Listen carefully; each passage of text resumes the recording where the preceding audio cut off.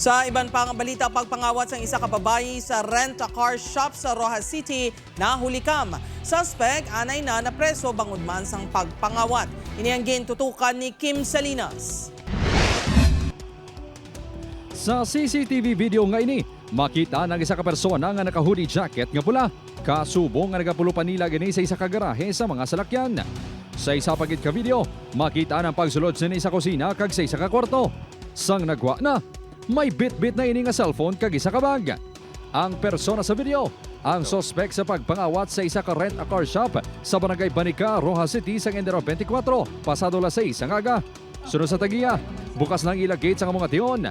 Apang masaka kuno ang yatinao. Rason niya wala makitaan ang kawatan. Ang gintaban niya bag ang mayunod nga 128,000 pesos nga cash. Ang cellphone nga nagabalor 8,000 pesos.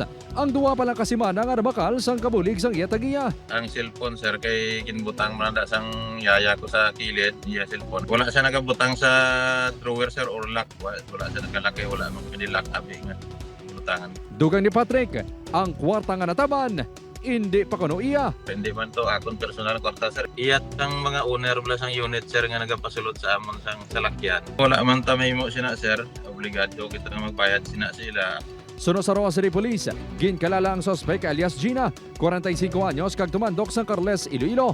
Kaginay ni preso, bangod man sa pagpangawat apang nakagwa. Suspect man si alias Gina sa pagpangawat sang TV sa balay sang isa ka doktor sa Barangay 1, Rojas City. Isa ka adlaw matapos ang pagpangawat sa rent-a-car shop.